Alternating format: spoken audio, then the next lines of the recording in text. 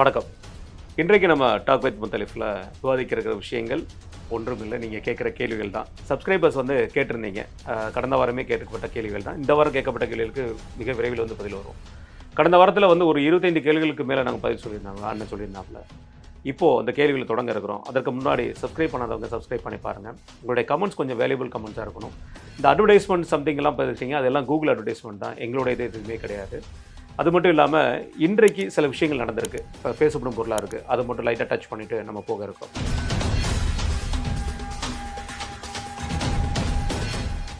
அண்ணா வணக்கண்ணே. வணக்கம் அண்ணே, அதாவது ஆதவ ஒரிஜினா நேற்று தாவேகா சார்பாக கடலூரில் ஒரு கட்சி மாநாடுங்கிற மாதிரி போட்டிருக்காங்க. நல்ல கூட்டம். ஆனால் நம்ம விஜய் வந்தால் கூட்டங்கிற மாதிரி சில விமர்சனம் பண்ணிட்டு இருந்தோம்.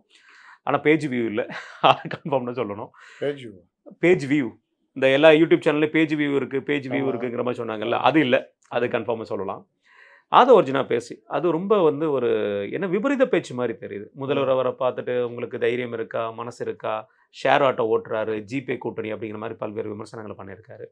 அது மட்டும் இல்லாமல் ஒரு விமர்சனம் என்ன சொல்லியிருக்காருன்னா, ப்ரெஸ் மீட் சந்திக்க விஜய் தயார், முதல்வரும் அவர்களும் விஜய் அவர்களும் மட்டும் இருக்கணும், மற்றவங்களுக்கெல்லாம் பதில் சொல்ல முடியாது அப்படிங்கிற ஒரு விஷயத்தை சொல்லியிருக்காரு. எப்படி பார்க்குறீங்க? அதாவது இன்னும் கொஞ்ச நாள் போனால் எங்கள் விஜய் மாதிரி உங்கள் முதல்வரால் டான்ஸ் ஆட முடியுமான்னு கேட்டுருவாங்க. சொல்லி முடிஞ்சிருந்தேன், ஆடினாலும் ஆடினு வர்றீங்க ஆளு. எங்கள் விஜய் நல்லா டான்ஸ் ஆடுவார், நீங்கள் டான்ஸ் ஆடுவீங்களா அப்படின்னு கேட்டுருவாங்க போல. ஒரு அரசியல் தலைவராக இவர்கள் எந்தவித இதுவும் இல்லை, அடுத்த கட்டத்துக்கு நகர முடியலன்றதுக்கு தான் இது பிரச்சனை. ஆதவுக்கும் வந்தால் கண்டபடி பேசுவாருன்னு சொல்லுவாங்க. அது நம்ம பல தடவை பார்த்துருக்கோம். இன்னொன்று கண்டபடி உளருவாருன்றவாங்க, அது அந்த உளறலையும் பார்க்குறோம். அப்போ இவரும் சரி, அருண்ராஜும் சரி, இவர்கள் அரசியல்வாதிகள் கிடையாது. அதனால் வளர ஆரம்பிச்சார். அதாவது கும்பல் பார்த்துட்டு வளரல, ஒரு இது வரல, உணர்ச்சி பிரவாகம், அதெல்லாம் கட்டுப்படுத்தி பேசுகிறவன் தான் தலைவன். எனக்கு என்னென்னு பேசுகிறவன் தலைவன் கிடையாது. இவர்கள் அந்த கேட்டகரியில் இன்னும் வரல. என்ன இவர்கள் அந்த இதில் தான் இருக்காங்க.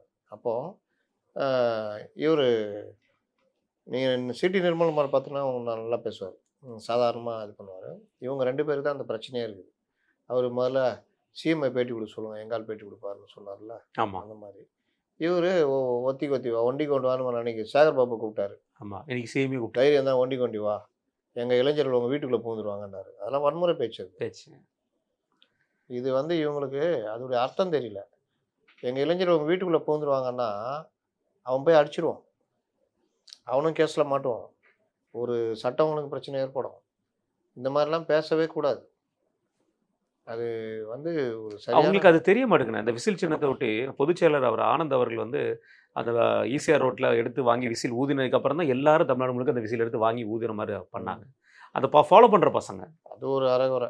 நீங்கள் பார்த்தீங்கன்னா அந்த இன்னும் அந்த மன்ற ஸ்டைலில் தான் பேசுகிறேன். எங்கள் தலைவர் அப்படியே, எங்கள் தலைவர் நேற்று கூட எதோ பேசுகிறாப்புல. அதனால் அது லிஸ்ட்லேயே சேர்த்து இல்லை. அவங்க வியாபாரம் பண்ணிகிட்டு இருக்கிறாங்க இப்போதைக்கு. இன்னொன்று சொல்கிறேன், விருப்பம் மனு திரும்பி வந்துச்சா? எதுவுமே வரலையே. எல்லாரும் வேட்பாளர் செலக்ட் பண்ணுறாங்க. வேட்பாளர் செலக்ட் அது எப்படி 25,000 30,000 40,000 1 லட்சம்?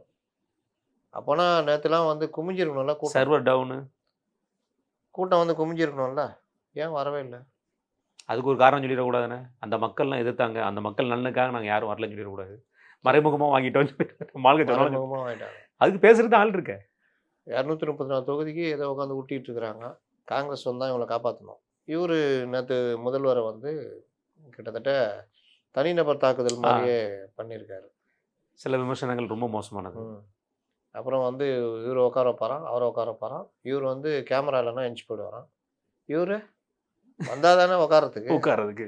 எப்படி அது என்ன மாப்பிள்ள இவ்வளோ இதுவாக சொல்லிவிட்டேன், கவுண்டர் பண்ணி சொல்லல, அது என்ன மாப்பிள்ள பொசுக்குன்னு அப்படி சொல்லிட்டேன் அப்படின்னு. அந்த மாதிரி நான் வரேன்னு கூட சொல்லலை, நான் வர்றேன், முதல்வர்கிட்ட உட்காரணும், என் தலைவர் வருவாராம். ஒரு தலைவர் எத்தனை ப்ரெஸ் மீட் அட்டன் பண்ணி அப்படியே கத்த கட்டி கழிச்சிட்டாப்புல.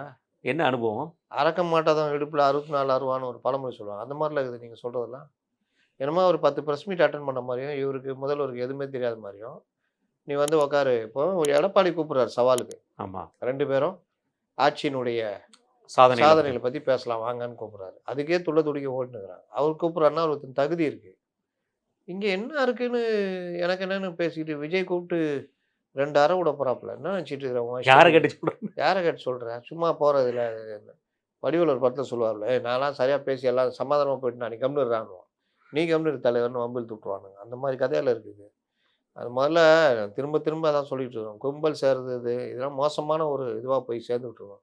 இவர்கள் இப்படியே போனாங்கன்னா ஒரு மோசமான தலைவர்களா மாறிடுவாங்க. இங்க எப்படி பிரேமலதா பாருங்க, பத்திரிகையாளர்களுக்கு எதிரான டீம்னா அது ஒரு மோசமான டீம் அது. ம். கண்டபடி திட்டுறது இது மாதிரி இது. அந்த ஜனநாயகமே கிடையாது. ஏதாவது இவங்க என்னென்ன பண்ணுவாங்கன்னா, இவங்க சொல்றதெல்லாம் கேட்கணுமா பத்திரிகைகள். எத்தனை சீட் நிக்க போறாங்கன்றத சொல்லவே கூடாதாம். ம். ஊகங்களை எழுதவே கூடாதாம். அவங்களுக்கு கோவம் வருமா. சேம் அதே பேட்டர்ன் இப்போ இவங்க வந்துகிட்டு இருக்காங்கன்னா, தலைவர்களை பேசுறது, இந்த மாதிரி பேசுறதெல்லாம் போச்சுன்னா, இது வந்து சிக்கல்ல போய் முடியும். கண்டிப்பான. இதை தொடர்ந்து நேற்று ஓபிஎஸ் அவர்கள் வந்து சட்டமன்றத்தில் சிஎம் அவர்களை சந்திச்சதை நம்ம பேசணும். ஆனால் நம்ம இன்டர்வியூ முடிச்சதுக்கு அப்புறம் தான் தெரிஞ்சது, அவர் பேட்டி கொடுத்திருந்தாரு. நல்லாட்சி கொடுக்குறார் சிஎம்முக்கு, நான் நன்றி தெரிவிக்கிறதுக்காக போயிருக்கேன் அப்படிங்கிற விஷயத்தையும், சிஎம் அவர்கள் வந்து திமுக கட்சியில் இணைவீர்களான்னு கேட்கும்போது பொறுத்திருந்து பாருங்கள்னு சொல்லி அதே டைலாக்ல சொல்லிட்டு போயிருக்காரு. என்னதான் நிலைப்பாடு ஓபிஎஸோட நிலைப்பாடு? ஜெயலலிதா அது இதுன்னு பேசுறாங்க. அந்த ஜெயலலிதாவை ஜெயிலுக்கு அனுப்பிச்சதும் இதே தான். ஜெயலலிதாவுடைய அவங்க அதுக்கு பிறகு தான் ரொம்ப இதாகி நொடிஞ்சு போனதெல்லாம். அப்புறம் ஜெயலலிதா பத்தி கண்டபடி பேசுனது, பண்ணதெல்லாம் இவங்க தான். 2 பேருமே பாருங்க, விஜயகாந்த் ஆன்மா மன்னிக்காதுன்றாங்க. இங்க ஜெயலலிதா ஆன்மா மன்னிக்குமா அவங்கள? ஜெயலலிதா இதை விரும்புகிற ஆட்சியா இது? அந்த ஐயப்பன் பேசுறாரு. ம். ஜெயலலிதா தொண்டர்கள், ஜெயலலிதாவுக்கு இவ்வளோ பிரச்சனை வந்தது. அவர்கள் வந்து ஓபிஎஸ்ஸை மன்னிப்பார்களா? நல்லதுதான், அவுட்டேட்டாக போயிடுவார். தேவை பதவி, துணை பொதுச் செயலாளர் கொடுக்க போகிறாங்க போல. அதனால் அதுக்காக போய் உட்காந்து திமுக இணையறதுக்கு வாய்ப்பே இருக்கும். கண்டிப்பாக இருக்கும். கண்டிப்பான. என்னோட கடைசி கொஸ்டின் நேற்று நடந்த ஒரு சம்பவத்தில், அதாவது நேற்று தகவல் தொழில்நுட்ப அணியோட கட்சி கூட்டம் வந்து திமுக சார்பாக நடத்தப்பட்டது. அதில் ஒரு விஷயம் ஒன்று, அதை என்ன சொன்னதுன்னா, டிஆர்பி ராஜா அவர்கள் ஒரு வார்த்தை சொன்னார். எப்போ நீங்கள் இனிமேல் 1 மாதம் பிஸியாக இருக்கணும், பார்த்துக்கோங்க அப்படின்னு சொல்லிட்டு ஒரு வார்த்தை சொன்னார்ண்ணே. காது குத்து திருவிழாக்கெலாம் போயிடாதீங்கப்பா, நம்ம தான் மற்றவங்களுக்கு காது குத்தி பழக்கம் அப்படிங்கிற ஒரு வார்த்தையும் சொல்லியிருந்தார். இது ஒரு பக்கம்ண்ணே. முதல்வர் அவர்கள் வந்து நேற்று ரொம்ப கோவப்பட்டு நம்மளை வந்து ஒரு குறையாக சொல்லியிருக்காருண்ணே. ஊடகங்கள் எதுவுமே திமுகவுக்கு சப்போர்ட் பண்ண மாட்டேங்காங்களாம். அது ரொம்ப வருத்தத்தை தெரிவிச்சிருக்காரு. நீங்கள் எப்படி பார்க்குறீங்க முதல்வர் இந்த வருத்தத்தை? எங்கேயாவது இருக்கா? முதல்வரை கேசி வேணுகோபால் சந்திக்கவில்லை, சந்திக்க மறுத்துட்டாப்புல. இவங்க எப்படி போட வச்சாங்க? முதல்வர் சந்திக்க மறுத்துட்டாரு. கேசி வேணுகோபால் ஏதோ அவர் வீட்டு வாசலில் காத்து கிடந்த மாதிரியும் இது. இப்படி தான் எனக்கு ஊடகம். நேற்று இடி கோர்ட்டு அதிரடியாக சொல்லிடுச்சு, ஆமாம், எஃப்ஐஆர் போட்டே ஆகணும்னு. பிடிச்சி வாங்கியிருக்காங்க. அந்த இடி இதுவும் வெளியே வந்திருக்கு. அது என்னென்ன பிரச்சனை இருக்குது, யாருக்கு இப்போ ஐஏஎஸ் ஐபிஎஸ்ஸு கட்சி நிதின்னு போனது எல்லாமே அதில் இருக்குது. எந்த ஊடகமாக விவாதிச்சதா? ஒருத்தரும் அதுக்கு. அப்புறம் என்ன, மாம்பழம் யாருக்குன்றதானே விவாதிச்சாங்க. மாம்பழம், ஓபிஎஸ் எங்கே செல்ல இருக்கிறார், ஓபிஎஸ் அவர் நன்றி தெரிவித்தது எப்படி, சட்டமன்றத்தில் இவர் பேசினது எப்படி, இதுதான் பேசினாங்களே தவிர அது எதுவுமே பேச முடியல. விட்டா திராவிட மாடலு சிறப்பான ஆட்சின்னு சொல்லிட்டு இருப்பாங்க. இதை தாண்டி எங்கேயாவது அங்கே ஒன்று இங்கே ஒன்றும் ஏதாவது உண்மையை பேசினா அவங்க ஒத்துழைக்கவில்லை அப்படின்றது. இந்த கேஸ் பற்றியும் யாரும் பேச முடியாது. அது எங்கேயுமே வரல பாருங்கள். இன்னைக்கு கூட பெருசாக எதுவும் வந்த மாதிரி எதுவுமே வரல. இந்த அமெரிக்கா ட்ரேடு விஷயமானே, அவர் என்ன சொன்னாரே தெரியாம நைட்டு போட்டாங்க பிரேக்கிங் நியூஸ். இந்தியா மீது மீண்டும் ஒரு 10% எக்ஸ்ட்ரா வரி போட்டு. அவர் என்ன சொல்ல வந்தாங்க கூட கேட்டுட்டு போடுங்கடான்னு சொல்லி. அதான் அதுக்கப்புறம் நியூஸே காணோன்னு. அப்புறம் டல்லாகி காலையிலேருந்து அதுக்கு அடுத்த நியூஸை ஷெட்யூல் பண்ணி போடுறாங்க இந்தியாவுக்கு அப்படின்னு. அறகுறைகள் கொண்டு வந்து போய் டெஸ்கில் உட்கார வச்சுருவாங்க. அதுங்க எடுத்துக்கிட்டு எதையாவது போடணும். அது தேட. அப்புறம் யாராவது பசங்க சொல்லுவாங்க, சில பேர்லாம் நம்ம கூட பழகின ஆட்கள், ஓரளவு யங்ஸ்டர்ஸ் கூட நல்ல நாலேஜ் உள்ளவங்கலாம் சொல்லுவாங்க, சார் பண்ணுற கூத்துலாம் எனக்கு இவன் வந்து ஒரு நியூஸ் ஏற்றி விட்டு போவான், அவன் வந்து ஒரு நியூஸ், இதெல்லாம் ஜனங்க நம்பிட்டு இருக்காங்க சார். அப்போ ஊடகங்கள் இன்றைக்கி மெயின் ஸ்ட்ரீம் மீடியாவில் வர்றது பெரும்பாலும் நம்ப தகுந்த இது கிடையாது. ஏன்னா 25,000 30,000 சம்பளத்தில் ஒரு பையனை வேலைக்கு வைக்கிறாங்க. அவங்க வாட்டில் ஏதாவது ஏஜென்சிலேருந்து எடுத்து என்ன ஏதுன்னு தெரியாமல் கிராஸ் செக் கூட பண்ணுறதில்ல. இப்போ நான் ட்வீட்டில் போட்டிருக்கேன், இந்த மாதிரி அமெரிக்கா உச்சநீதிமன்றம் ட்ரம்ப்பை கண்டிச்சா ரத்து பண்ணாங்கன்னு. அப்புறம் உள்ளே போய் எடுத்தால் அவ்வளோ விஷயம் எதில் வரி ரத்து ஆகும் என்ன ஆகும். இன்றைக்கி நீங்கள் கூடுதல் தகவலாக மீண்டும் 10% அவன் போட்டிருக்காங்க. அப்போ நமக்கு 18ல் 8 ஆயிடுச்சுன்னா மறுபடியும் 10 போட்டால் மறுபடியும் 18%லேருந்து 10% நமக்கு குறைஞ்சிருக்கு. 10% குறைஞ்சிருக்கு. 8% ஆயிடுச்சு. ஆமாம், இல்லைண்ணா 10% ஆயிருக்கு. 18லேருந்து 8% குறைஞ்சி 10% ஆயிருக்கு. இதில் என்ன ஒன்றுனா, அவன் கொடுத்துருக்க குளோபல் ரேஷியோ, அதாவது செக்ஷன் 122 அப்படிங்கிற சட்டத்தை யூஸ் பண்ணலாம் ஒரு பிரசிடென்ட்டால். அது 10% வரைக்கும் இப்போ அடிஷ்னல் குளோபல் ரேஷியோன்னு சொல்லி ஒன்று போட்டிருக்காப்புல. இந்த டேரிஃபு இந்தியாவுக்கு பொருந்துமா இல்லையாங்கிற ஒரு விஷயத்த நேற்று ட்ரம்ப் அவர்களுமே ப்ரெஸ் மீட்டில் சரியாக எக்ஸ்பிளைன் பண்ணலை. அவங்களுடைய எப்போவுமே ஒரு எக்ஸ்ப்ளனேஷன் எப்படின்னா, அடுத்த நாள் இன்னைக்கு நேத்து அவர் அனௌன்ஸ் பண்ணாருன்னா, மண்டே அன்னைக்கு அந்த ஒயிட் கேம்பஸ்லேருந்து வந்தா தான் நமக்கு வந்து ப்ராப்பரா தெரியும். இப்போ வரைக்கும் அந்த ஒயிட் கேம்பஸ்லேருந்து எந்த ஒரு லெட்டருமே வரல. அந்த நேத்து குடுத்த அவரோட இன்டர்வியூ அந்த லெட்டர் மட்டும் தான் வந்திருக்கு. ஸோ அடிஷனல் 10% நமக்கு அடாப்ட் ஆகுமான்னு இப்போ வரைக்கும் தெரியலண்ணே. அது எல்லாருக்குமே 10%னா 8 குறைஞ்சி 10னா 2% எக்ஸ்ட்ரா. இல்லண்ணா அப்படி இல்ல. 18% நம்ம ட்ரேட் அக்ரீமெண்ட்ல போட்டது. அது 10%ஆ 6 மந்த்ஸ்க்கு மட்டும் அலவுடுண்ணே. எல்லாத்துக்குமே அலவுட் இல்ல. அதுலயும் சில பொருள்களுக்கு நாட் அலவுட். அதாவது மெடிக்கல் சம்பந்தப்பட்ட பார்மாஸ்யூட்டிகல்க்கு நாட் அலவுட். அது கூட இல்லன்றாங்கல்ல. மெடிக்கலுக்கு கிடையாதுன்றாங்க. இல்ல இந்த இரும்பு, பர்ட்டிகுலர் அலுமினியம் அந்த மாதிரி இதுதான்றாங்க. இந்த 6 மாசத்துக்கு தான் இது அலவுடுண்ணே. இந்த 10% குறைஞ்சிருக்கிறது. அடிஷனல் 10% தான் இப்ப என்னன்னு தெரியல. அது வந்து இந்தியாவுக்கு அடாப்ட் ஆகுதா இல்லையாங்கிறது தெரியல. அது ஒரு பெரிய ஒரு கொஸ்டின் மார்க்கா இருக்கு. ஏன்னா, நமக்கு, ஜப்பானுக்கு, சவுத் கொரியாவுக்கு இதுதான் இப்போ அந்த ட்ராப் ஆயிருக்கு. இந்த 10%. அதில மோடிஜி மேல அவர் வந்து ஒரு இது சொல்லியிருக்காரு. என்னோட ஃப்ரெண்டு நான் அவர் கேட்டதுக்காக நான் பண்ணியிருக்கிறேன். ரஷ்யால வந்து ஆயில் கம்மியா வாங்கியிருக்காங்க. அதுக்காக நாங்க பண்ணியிருக்கோங்கிற விஷயத்த சொல்லியிருக்காப்டி. பைத்தியக்கார பயல்கள்ட்ட மாட்டிக்கிட்டுன்னு சீமான் சொல்லுவார். அந்த மாதிரி அடுத்தது போகலாம். ரைட்ண்ணே. கண்டிப்பா. சரிண்ணே. கேள்விகள் போயிடலாம். ஏண்ணே முத்தலிஃப் அண்ணா, Annamalai is overrated or not? Before Annamalai BJP alliance secure 2 in 2014. Nowadays, everyone speaking about Annamalai. Done everything like that. What about your thought? Annamalai தான் எல்லாத்துக்கும் காரணம்னு சொல்றாங்க. ஓவர்ரேட்டடா இல்ல. அடுத்ததையும் படிங்க. அடுத்தது Muthalif, you are very correct. Malai is highly selfish egoistic person. He cannot survive without power, knowingly or unknowingly. PM and HM permitted him to manipulate it in all the spur for shake of BJP growth in TN. But it was proved to be counter-productive for BJP. BJP is a blunder was that he was made a state BJP chief directly instead of giving him step-by-step appointment in BJP. இது ரித்தி அப்படிங்கிறவர் கேட்டிருக்காங்க. அது வந்து சதீஷ்ங்கிறவர், சதீஷ் சம்பத்துங்கிறவர் கேட்டிருக்காங்க. இவர் கேட்டது அவர் பதில் சொல்லிட்டாரு. 27க்கு 28 பதில். அதாவது Annamalai is overrated or not? Before Annamalai BJP alliance secured 2 in 2014. இதில் நீங்கள் பார்த்தீங்கன்னா 2014 தாண்டி 2001 அந்த பீரியட் எடுத்தீங்கன்னா இதோட நல்ல இது ரேஷியோ இருந்துச்சு. பிஜேபி பொன் ராதாகிருஷ்ணன் அவரோட பீரியட்ல அந்த பீரியடு. அதனால் ஒரு கட்சி பர்சன்டேஜ் வர்றது, ஆட்சி பிடிக்கிறது எல்லாம் சூழ்நிலை அமையும். ஆனால் நான் ஓவராலாக பார்த்தது பிஜேபியை பேசப்படும் ஒரு இதுவாக மாற்றினது அண்ணாமலை. மற்ற தலைவர்களோட அந்த வேலையை பண்ணது அண்ணாமலை. அதில் மாற்று கருத்து இல்லை. ஒருபடி மேலே யங்ஸ்டர்ஸை கொண்டு போய் ரீச் பண்ணது அண்ணாமலை.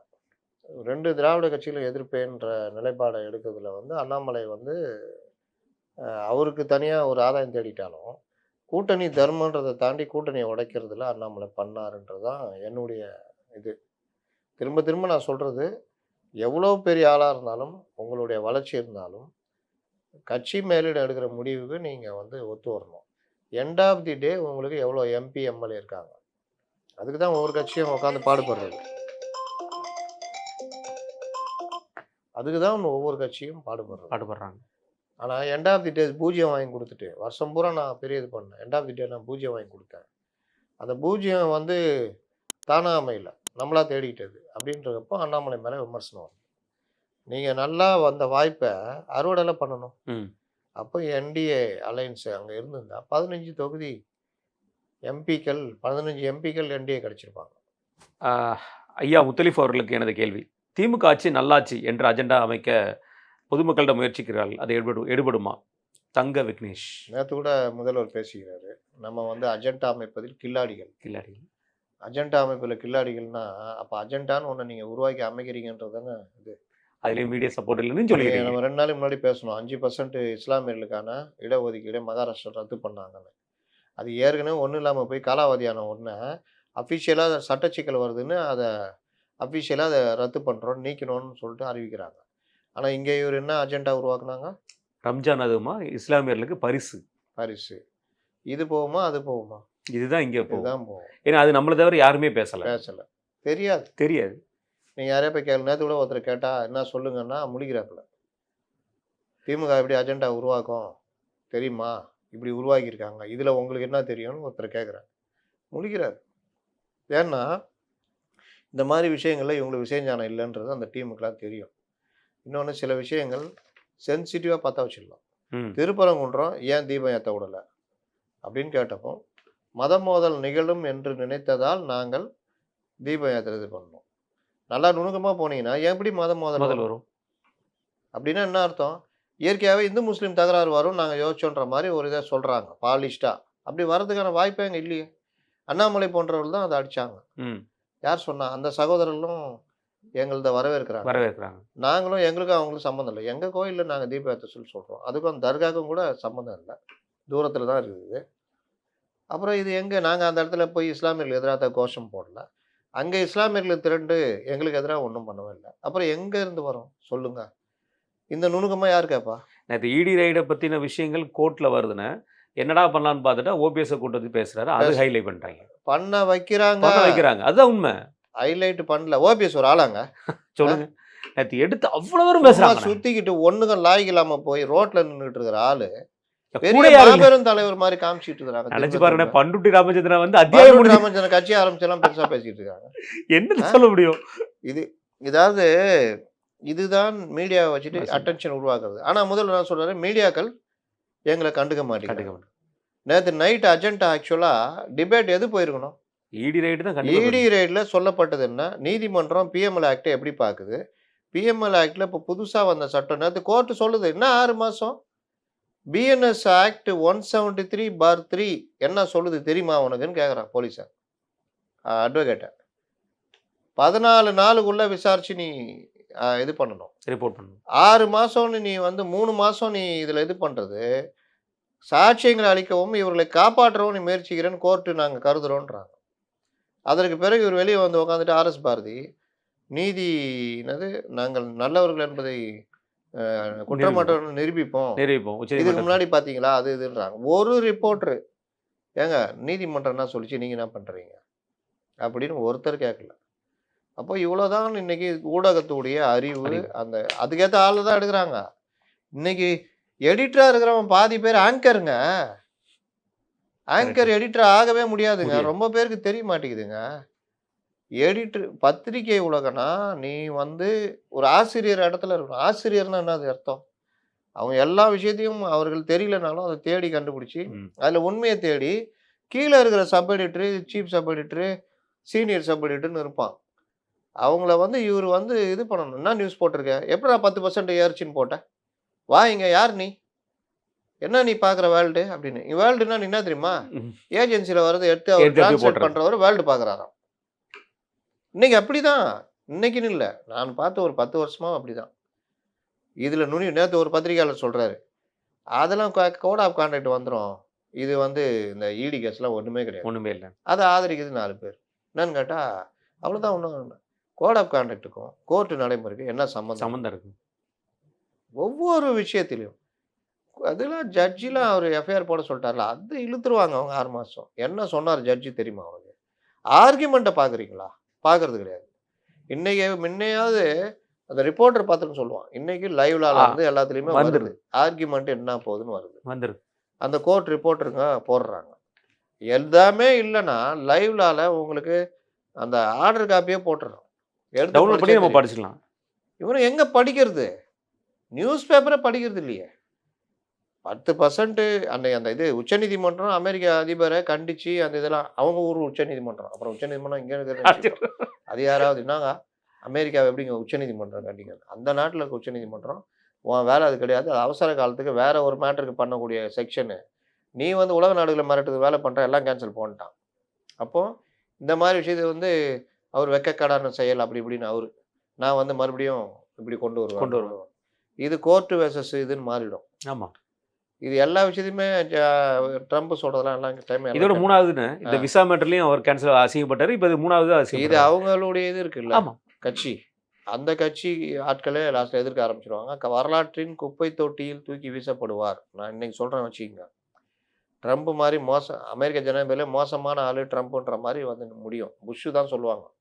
புஷ் இருக்காங்களே டேடிஸ், பொருளாதாரம் ஒன்றும் இல்லாமல் கொண்டு போனவங்க. அதே மாதிரி கென்னடி அண்டு நிக்சன் வரைக்கும் அந்த இந்த வாரில் வியட்நாம் வாரில் போய் 5 லட்சம் பேரை பலி கொடுத்தாங்க. செத்து போனான், பைத்தியம் ஆகிட்டான், வாருக்கு அவ்வளோ செலவு. எதுக்குடா போனான்னு கேட்டால் வியட்நாமு 2 இது, வட வியட்நாம் தென் வியட்நாம் 2 வியட்நாமில் ஒன்றில் வந்து சோசியலிஸ்ட் கவர்மெண்ட் வருது, இன்னொன்று தான் கைக்குள்ளே வச்சுக்கணும். லாஸ்ட்டில் அவங்க அடித்து நகர்த்தி ஒரே வியட்நாம் ஆக்கிட்டாங்க. இதுக்கு இவ்வளோ செலவு பண்ணி என்ன? இந்த மாதிரி தான் இதுக்கு ஜனங்க நான் ஏன் போய் அங்கே சாகணுன்றது தான் அவங்களுடைய கேள்வியாக மாறுது. ஆனால் அவங்கள மூளைச்செலவு செய்யறது என்ன பண்ணாங்க தெரியுமா? இங்கே படம் காட்டுறாங்கல்ல அஜெண்டா சார், அது மாதிரி ராம்போ 1, 2, 3 இதெல்லாம் எப்படின்னா இவங்க போய் அங்கே சாகச செஞ்சோம் நம்மளுக்கு அனுப்பிச்சிருவான். நம்மளே மூளை செலவு செய்யணும். நம்மளும் பார்த்துட்டு உலகத்திலே வீரமானவர்கள் அமெரிக்கர்கள். அவன் ஏன் அங்கே போய் சண்டை போட்டான்னு கேட்டால் அங்கே கொடூரமாக பண்ணாங்க. யாரா பண்ணான்னு கேட்டால் அதை சொல்ல மாட்டாங்க. நீங்கள் தாண்டா அங்கே கொடூரமாக பண்ணீங்க. அந்த மக்கள் அவங்க நாடு சுதந்திரத்துக்கு போராடினாங்க. ஆனால் அந்த நாட்டில் இன்னொரு கவர்மெண்ட்டான் எது கம்யூனிஸ்ட் கவர்மெண்ட் வந்து இவங்களுக்கு எதிராக பண்ண மாதிரி இவர் சோல்ஜர் போய் அவங்களை காப்பாற்றுற மாதிரியும். இது என்ன நம்ம இந்த மாதிரி கதைலாம் ராம்போலாம் அதான் கதை. ஆமா ரொம்ப ஃபுல்லாக தான் இது ஜென்ரேஷன்லாம் பார்த்துக்க மாட்டோம். நம்ம ஜென்ரேஷன் அது பெரிய விஷயம் எல்லாம் வந்து அந்த டைம் நானே கூட இப்படி நம்பணும். ஆனால் இவர்கள் பெரிய வீரமான மாதிரி காமிப்பாங்க. அந்த ட்வின் டவர்ஸ் அடிச்சாங்க தெரியுமா? அதோட ஓடினா பாருங்க ஒவ்வொருத்தனும் அங்கேயே அரண்டு புரண்டு ஓடணும். அதனால இவனுக்கு வேலை என்னன்னா ஹாலிவுட் படத்தில் வீரனா காமிச்சுக்குவானுங்க. இந்த மாதிரி தான் இன்னைக்கு இந்த பத்திரிகை உலகம் இந்த மாதிரி இருக்கு. என்ன கேள்வி அது? அது பொதுமக்கள்கிட்ட எடுபடுமாங்கிற மாதிரி கேட்குறாங்க. இந்த இவர்கள் இப்போ திமுகவுடைய இது எடுபடுதுங்க. பல விஷயங்கள் எடுபடுது. ஏன் எடுபடுதுன்னா நீங்கள் என்ன மாற்று பிரச்சாரம் வைக்கிறீங்க? அது ஒரு பக்கம். அதிமுகவே நான் இன்னைக்கு கேட்குறேன். நேற்று இந்த நேருடைய இது உங்கள் கையில் எல்லாமே இருக்குது. ஆமாம், அதை எடுத்து பெருசாக்கணுமா வேணாவா? கண்டிப்பாக பண்ணணும். என்ன பண்ணீங்க? ஐடிவிங்கில் ஒரே ஒரு சின்ன பிட்டு போட்டு போயிட்டாங்க. இதே வேலை இங்கே நடந்துருந்தா எத்தனை காடு எத்தனை நியூஸை பரப்பி என்னென்ன வேலைலாம் பண்ணியிருப்பாங்க. ஆனால் ஒன்றுமே இல்லை. முதல்ல இவர்களுக்கு இந்த விஷயங்கள் ஜெயிச்சது அந்த இதுக்கு தீர்ப்பை வாங்கினது இன்பதுரை தான். அதை எப்படிலாம் கொண்டு இன்பதுரை வச்சு 4 இடத்துல பேட்டி எடுக்க வைக்கணும். அவரோட எக்ஸ் வலைத்தளத்தில் மட்டும்தான் போகுதுன்னு. அது போக ஐடிவிங்கில் ஒரே ஒரு 2 விதம் ஒரே ஒரு இது. ஆமாம், அவ்வளோதான், எதுவுமே இல்லைண்ணே. இன்னைக்கு இருக்கிற நவீன உலகில் எவ்வளோ விஷயங்கள் பண்ண. நேற்று பாருங்க ஆதவ் பேசுனதை நைட்டு ஃபுல்லாக எல்லாம் கட் பண்ணி ஏதோ ஒன்று அந்த பசங்க பண்ணவா செய்கிறாங்க. அவன் ப்ராப்பரான அரசியல் இன்னைக்கு மட்டும் விஜய் அவர்கள் பண்ணியிருந்தா நேற்று மாதிரி ஒரு விஷயத்தெல்லாம் வேற லெவலு அவங்க வாரியர்ஸ் வேற மாதிரி கொண்டு போயிருப்பாங்க. நான் மிரண்டு போயிட்டேன் ஆதவ் பார்த்துட்டு. நானும் விஜய் படுத்தது இந்த பத்ரி ஏதோ பகவதியில் டீ சாப்பிடுங்க, என் சொந்தக்காரன் வந்துக்கிறான் வடிவேல் காப்பிடு சாப்பிட்டு எல்லாரும் வாங்கடா அப்படின்னா ஊரே ஒரு இவர் அப்படியே நிற்பாப்புல. அப்போ 2 டீ சொன்னேன். ரொம்ப சம்பளத்தை பிடிச்சிடாதுப்பா, அதெல்லாம் பண்ண மாட்டேன் அப்படி ஏதோ சொல்லுவாப்புல. அந்த மாதிரி இவரை ஆதவ விஜய் திட்டுற மாதிரி போட்டு விட்டேன். நான் கூட நான் நினைச்சேன் இந்த கவுண்டமணி ஒரு படத்துல ஊமையா மாட்டிப்பார்ல, செந்தில் போய் இந்த ஜாங்கிரி கொடுத்து மாமனாரை காப்பாத்திடுவார்ல. ஆமா, யாரா ஜாங்கி எப்படா ஜாங்கிரி கொடுத்து அப்படிங்கிற மாதிரி யாரை கேட்ட அப்படி வார்த்தை சொன்னாங்க. அது ஒண்ணு. இதே படத்துல வடிவேல ஒரு படத்துல அயன் பண்ணி 2 காலுக்கு ஒரு அயன் பாக்ஸ் இன்னொரு அயன் பண்ண அப்படியே விஜய் திட்டுவாப்புல கண்டபடி. அதை ரொம்ப இது மாதிரி காமிச்சிருப்பாங்க. காவலன் அது ரொம்ப கரெக்டா பொருந்தும். அது இந்த மாதிரி ஏதாவது போட்டு கேட்டு ஏதாவது பண்ணணும், கிரியேட்டிவிட்டியா யோசிக்கணும். இவர்கள்ட்ட எவ்வளவு பிரச்சனை இருக்குது, எதை பத்தி தேர்றதில்லை, தோன்றதில்லை, எந்த பிரச்சனையும் பெருசாகுது. ஆனா இங்க இன்னைக்கு தமிழுக்கு ஒரு பாட்டு கண்டுபிடிச்சிட்டாங்க. இவ்வளவு நாளா அதாவது கவுண்ட் பண்ணி சொல்ற மாதிரி ஐயோ தமிழன், ஐயோ தமிழன், ஐயோ தமிழன் அப்படிதான். தமிழர்கள் என்று வருவார்கள், அவர்களிடம் உஷாராக. உங்க அமைச்சர்ல எத்தனை பேர் தமிழர் இருக்காங்க? தமிழை தாய்மொழியாக கொண்டவர்கள் உங்கள் அமைச்சர்கள் எத்தனை பேர்? மெயினான அமைச்சர்கள் எத்தனை பேர் முதல்ல கேட்டுறோம். முதலிடத்தில் இருக்கக்கூடிய அமைச்சர்கள் எத்தனை பேர்? அந்த கவர்மெண்ட்ல ஏடிஎம் கவர்மெண்ட்ல தமிழை தாய்மொழியாக கொண்டவங்க எத்தனை பேர்? உங்க கவர்மெண்ட்ல தமிழை தாய்மொழியை கொண்டவங்க கீ போஸ்ட்ல இருக்கிற தமிழை தாய்மொழியாக கொண்டவங்க எத்தனை பேர்? சொல்ல முடியுமா? உடனே வேற மாதிரி உருட்டிட்டு வருவாங்க. அப்போ இங்கே வந்துட்டு வெளியில வந்துட்டு தமிழை தமிழ் சொல்றாங்க. என்ன தமிழ்? தங்கிலீஷை தானே வளர்த்து வச்சுக்கிறீங்க. ஆமா, ட்விட்டர்லயே ஐடிவிங் ட்விட்டர்லயே தங்கிலீஷ்ல தான் போட்டு திட்டுறான். நேற்று அவங்க பேசுனதே தங்கிலீஷ் தானே மேக்சிமம். அந்த ஐடிவிங்கில் அவங்க பேச போகிறதுமே தங்கிலீஷ் தான் பேசுறாரு. துணை முதல்வர் பேசுறாரு, பள்ளிக்கல்வித்துறை அமைச்சர் பேசுறாரு. அதெல்லாம் சில்லறைக்கெல்லாம் நம்ம ஆல்ரெடி ரைட்டா. அடுத்து என்ன அது கார்த்திக் அவர் கேட்டிருக்காருண்ணே. TS Karthik. Dear Muthalif, ask for one interview with EPS and ask question about the grabbing TASMAC irregularity and law and order improvement, plan to physical improvement and cost survey. Subsequent increase of the reservation from 69% and implementing same to the all politics party like seat allocation and position. EPS அவர்களோட வந்து one இன்டர்வியூல இந்த விஷயங்கள்லாம் இது பண்ண முடியுமான்னு கேட்குறாருண்ணே. EPS கிட்ட கிடைச்ச நல்ல விஷயம்தான். எனக்கு தெரிஞ்சு இந்த லா அண்ட் ஆர்டர் இம்ப்ரூவ்மெண்ட் விஷயங்களை பொறுத்த வரைக்கும் அவர் அடிக்கடி வெளியே பேசிட்டு இருக்கிற விஷயமும் பேசப்படுறது. இது எல்லாமே பல தடவை பேசிகிட்டு இருக்கிறது, பல தடவை இது பண்ணுறது. காஸ்ட் சர்வே பற்றியும் அவர் பேசியிருக்காருன்னு subsequent increase. As for a one-on-one interview with EPS, உங்கள் வாக்கு பலிக்கட்டும். இது வந்து நம்ம எல்லா இடத்துலையும் நம்முடைய இது பேட்டிகள் பல விஷயங்களில் ப்ளஸ் அவர்கள் தலைவர்கள்ட்ட பலர்கிட்ட பேசும்போது இந்த மாதிரி விஷயங்கள்லாம் கொண்டு போங்கன்னு தான் சொல்கிறோம். மக்கள்கிட்ட போய் சேரதான் மேட்ரு. எனக்கு வந்து இந்த மாதிரி விஷயங்களில் எப்போவுமே ஒரு இது கிடையாது. நேராக போய் அவங்கள்ட்ட போய் இது பண்ணிக்கிட்டு அதில் பேர் வாங்கிட்டு கேள்வி அந்த மேட்ரு கிடையாது. இவர்கள் எப்படி பிரச்சாரம் பண்ணாங்களோ அது எதிர்பிரச்சாரம் வெயிட்டாக இருக்கணும். அதை பண்ணுங்கப்பா அப்படின்ற சொல்கிறது தான் நம்மளுடைய இதுவாக இருக்குது. நம்மளும் முடிஞ்ச வரை அந்த விஷயங்களை கொண்டு வரோம். ஏன் எங்கேயோ இருக்கிற மகாராஷ்டிரா விஷயத்தை போய் நம்ம பேசுகிறோம். பிஜேபி தலைவர்கள் பேச தானே சொன்னாலும் கேட்க மாட்டாங்க. அண்ணாமலை கூட பேசினாரான்னு தெரியல. அண்ணாமலை ஒரு ஆள் தான் பேசுவார். அன்புமணியனா அடுத்த நாள் ட்வீட் பண்ணியிருக்காரு. நான் இந்த மாதிரி இதை பற்றி பேசுறதுக்கு முதல்வர் அவர்களுக்கு என்ன தகுதி இருக்குது? இங்கே இருக்கிற சமூக நீதியை பற்றி பேசுகிறீங்க, இங்கேயே நீங்கள் ஒன்றுமே பண்ணல, இங்கே இது பற்றி சர்வே எதுவுமே அவர் வந்து இதான் நியாயம் சொன்னார்னா அவரை சங்கிட்டுருவாங்க. சங்கிட்டு அதுதான் கீழே அதே ட்வீட் பண்ணிருக்காங்க. ரைட்ண்ணே. If the India Alliance will win 2026. அதானே கோகுல் அப்படிங்கிறவர் கேட்டிருக்காருண்ணே. Hello sir, the India Alliance will win 2026. The TN election with the current alliance and what are the demerit that they need to correct according to your perspective? What will happen if Congress goes with an alliance with the TVK? If Congress goes with TVK, will other parties like CPM or CPI join with the TVK? If that happen, how many seats TVK alliance can win, and will it affect the NDA alliance, or will it be a plus point of NDA? By Kogulnath Ravichandran. அப்போ இந்த 2026 எலெக்ஷனில் இந்த இது win பண்ணுறாங்கன்னா பின்னடைவுகளாக என்னென்ன இருக்கும் அப்படின்றதுனா, முதல்ல பிரச்சாரம். இந்த ஆட்சியுடைய இதை வந்து எந்த அளவுக்கு பெருசாக பிரச்சாரமாக கொண்டு போகிறாங்களோ அது. ரெண்டாவது இவர்கள் ஒரு இதை உருவாக்கி வச்சுருக்காங்க. பிரேமலதா போனால் கூட பெரிய கூட்டணி, பயங்கரமான கூட்டணி. இதான் இப்போ ஓபிஎஸ் போயிட்டாருன்னா தென் மாவட்டங்களில் ஒரு 8-10 டிஸ்ட்ரிக்டே இங்கே வந்துடும். வேறு லெவல் அப்படின்ற மாதிரி. தொகுதிக்கு 100 ஓட்டு கூட ஓபிஎஸ். முதல்ல கட்சி இருக்குதா என்ன இருக்குது? தனி மனித சுற்றி நிற்கிறாரு. இவர் கூட ஐயப்பன் அவ்வளோதான். அந்த இன்னொருத்தர் வரமாட்டேன்ட்டாரு. வேற யாரு? அவ்வளோதானே. அவ்வளோதான் பையன் 2 பசங்க. இதுதான் ஓபிஎஸ். ஆனால் இவர்கள் என்ன கருத்தை உருவாக்குறாங்க? நேற்று கூட ஒருத்தர் வந்து கேட்குறாரு, இவங்கெல்லாம் போகிறாங்களே இந்த கூட்டணி வலுவாகுது அப்படின்னு. ஆனால் தொகுதிக்கு 5 ஓட்டு வருமா போனால்?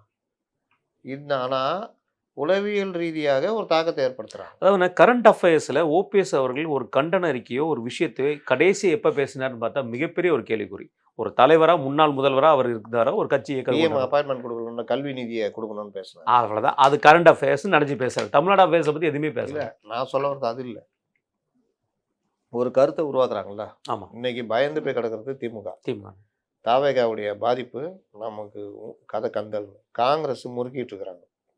அப்போ ஆனாலும் பிரேமலதாவை கூப்பிட்டுக்கிட்டு ஓபிஎஸை வர வச்சுக்கிட்டு அது பெரிய ஒரு கூட்டணி மாதிரி ஒரு மாயை உருவாக்குறாங்களா? அதை உடைக்கணும். அதை உடைக்காம இப்போ பிரேமலதா கேப்டன் வந்து அப்படி விரும்புவார் இப்படி விரும்பார்னா கேப்டனை இவங்க என்னென்ன பண்ணாங்கன்றதை பெருசாகணும். ஆக்குனீங்களா? இல்லை. ஓபிஎஸ் திமுக அதை பற்றி பேசுகிறாரு. ஜெயலலிதாவை என்னென்ன பாடுபடுத்துச்சு திமுக? கடைசியில் சிறைக்கு அனுப்புனது இந்த திமுக தான். அவங்களோட கை கோர்க்குறீங்களே, நீ மனுஷனா நீன்னு கேட்குறோம். அன்னைக்கு நம்ம தானே அந்த இயக்கமே எதுக்கு ஆரம்பிச்சு நம்ம பேசணும். இவங்கெல்லாம் சொல்கிறத விட நம்ம இயக்கம் எதுக்காக ஆரம்பிச்சது, இந்த விஷயம் எதுக்காக நடந்தது, இப்போ எப்படி மக்கள்கிட்ட எடுபடுங்கிற பேசணும். இதெல்லாம் பெருசாக்குனா தான் ஜனங்களுக்கு இவங்க மேலே கோபம் வரும். இவங்க போலிவாதிகள் முகத்தெருக்கிலையும் இல்லாட்டி பிரேமலதாக்களும் ஓபிஎஸ்களும் பெரிய தலைவர்களாக காண்பிக்கப்பட்டு இந்த கூட்டணி வலுவாக காண்பிக்கப்படும். இது வந்து நான் வந்து பார்க்குறேன். What will happen if Congress goes with alliance with TVK? If Congress goes with TVK, will other parties like CPM, CPI join with TVK? அப்போ காங்கிரஸே இப்போ how many seats win பண்ணுவாங்க பேசிக்கிட்டு இருக்கிறாங்க. அந்த பேச்சுவார்த்தைன்றது வந்து போய்கிட்டு இருக்குது. திமுக ஒரு அலட்சியமாக இருக்கிறாங்க. இப்போ வரைக்கும் நீங்கள் பார்க்கலாம் அந்த தலைவர்கள் பேசுறதெல்லாம். வைகோல இருந்து எல்லாருமே காங்கிரஸ் கூட்டணி போகிற மாதிரி தான், கூட்டணி விட்டு வெளியே போகிற மாதிரி தான் பேசிக்கிட்டு இருக்கிறாங்க. திமுக அதே ஒரு கெத்தோடைய இதை பற்றி பேசாமல் சுற்றணும்னு பார்க்குறாங்க. இன்னைக்கு தேதி 21. நாளைக்கு குழு அமைக்கணும். இன்னைக்கு அமைச்சிட்டாங்கண்ணா, குழு அமைச்சிட்டாங்க குழு டிஆர் பாலு அமைச்சிட்டாங்க. தலைமையில். நாளைக்கு போனி பண்ணுவாங்க. ஆமாம். எது சென்டிமெண்ட் போனி யார் கூட? முஸ்லீம் லீக் கூட. பகுத்தறிவு கட்சியுடைய சென்டிமெண்ட் போனி முஸ்லீம் லீக் கட்சிக்கு அரிய அரிய முறை வகையில் காணப்படும். அவர் பேர் என்ன? காதர் மொய்தீன். எப்போதாவது தென்படுவார் பேராசிரியர். அவர் வந்து அங்கே நிற்பார். நின்றுக்கிட்டு இவனும் எப்படி பேராசிரியர் ஆனாங்கன்னு தெரியல, என்ன பேராசிரியர் வச்சு என்ன பண்ணுறாங்கன்னு தெரியல. அவர் வந்து ஆனால் அந்த ஒரு விஷயம் பாராட்டணுண்ணே, அவர் கலைஞர்கிட்ட இருக்கும்போது என்ன பேசினாரோ அது அப்படியே இருக்குண்ணே. அவர் திருப்பி கூட பேச வேண்டாம். அந்த ப்ரெஸ் மீட் கூட அவர் வயது முதிர்வு காலமாக அந்த ப்ரெஸ் மீட் கூட வைக்காம அதை எடுத்து போட்டுடலாம். அப்படியே போட்டலாம். எந்த வார்த்தையும் மாற்றி பேச, ஏன்னா அது சீட்டும் அதே தான் கொடுக்க போகிறாங்க. அதே கடை, அதே டெய்லர், அதே வாடகை, அதே வியாபாரம். முடிஞ்சு போச்சு. இஸ்லாமியர்கள் ஏதாவது பண்ணீங்களா? ஒன்றும் கிடையாது. அது கேள்வி இவங்க கேட்க போகிறது கிடையாது. அதனால அது அப்படியே கடந்து போயிடுவாங்க. ஏன் அப்போ அங்கே இருக்கிறீங்க? பிஜேபி உள்ளே வந்துடும், அதுக்காக தான் இருக்கிறது. அப்போது இவர்கள் வந்து அன்னைக்கு நாளைக்கு பிறகு காங்கிரஸ் கூட கூட்டணியா இல்லையான்றது இவங்க சொல்லணும். அதனால எனக்கு தெரிஞ்சு இப்போ இவர் சொல்ற மாதிரி டிவிக்கு கூட காங்கிரஸ் போயிடுச்சுன்னே வச்சுக்கிட்டா அது மிகப்பெரிய இழப்பு இவர்களுக்கு. திமுக அணி பலமிழந்து விட்டதுன்னு ஒரு கருத்து உருவாயிடும். அந்த கருத்தையும் உருவாக்க வேண்டிய பொறுப்பு அதிமுக மற்றவர்களுக்கு இருக்கு. கொஞ்சம் மீடியாக்கள் கொஞ்சம் பண்ணுவாங்க இதுக்கப்புறம். இவ்வளோ நாள் இனிமேல் கொஞ்சம், ஆனால் அவங்களும் அதுக்கேற்ற மாதிரி கவனிப்பு அதுக்கேற்ற மாதிரி இருக்கும். அப்போ CPM CBI join with TVK. நம்ம பத்திரிகையாளர்கள் ரொம்ப பேர் என்ன உருட்டுறாங்கன்னா, ரொம்ப 6 சீட்டு போதுங்க அவங்களுக்கு. இது சிபிஎம்லாம் ஒத்துக்கோங்க. நான் சொல்கிறேன் சிபிஎம் ஒத்துக்காது, கட்சிக்குள்ளே பிரச்சனை, டபுள் டிஜிட் வாங்கணும்னு. அதுக்கும் மேலே மானம் கட்டு ஒத்துக்கிட்டாங்கன்னா அது நம்ம ஒன்றும் பண்ண முடியாது. 8 வரைக்கும் ஜாவ வாய்ப்பு இருக்குமாண்ணே? ஒருவேளை இப்படி தான் நீங்கள் உங்கள் சொல்கிற மாதிரி தான் சொல்கிறாங்க. 8 வரைக்குமா? அது வரைக்கும் அதுன்னு 8 வரைக்கும் டபுள் டிஜிட் தானே கேட்டாங்க. காங்கிரஸ் இல்லைன்னா டபுள் டிஜிட் கொடுப்பாங்க அப்படின்றாங்க. எனக்கு ஒன்றும் புரியல. ஆனால் சிபிஎம் சிபிஐலாம் அவ்வளோ சீக்கிரம் வெளியே போக மாட்டாங்க, விசிகா உட்பட. இவர் விசிகா கேட்கல, அதான் விசிகா தான் முதல்ல வெளியே போவாங்க. அதுலேயும் பிரச்சனை இருக்குது. அதனால் இவர்கள் இங்கேயே ஓட்டிக்கிட்டு இதை வச்சுக்கிட்டு நாங்கள் இது பிஜேபி எதிர்ப்பு, நாங்கள் சமூக நீதிப்புன்னு இது பண்ணுவாங்க. இது என்டிஏக்கு ப்ளஸ்ஸா மைனஸாங்கிற கேட்டிருக்கேன். என்டிஏக்கு ப்ளஸ் தான். டிவிக்கு தனியாக இருந்தாலும் ப்ளஸ் தான். டிவிக்கு கூட காங்கிரஸ் போச்சுன்னா இன்னும் நல்ல ப்ளஸ். கண்டிப்பாண்ணா. மிக நன்றி. உங்கள் நேரத்தையும் கருத்தையும் பகிர்ந்ததற்கு.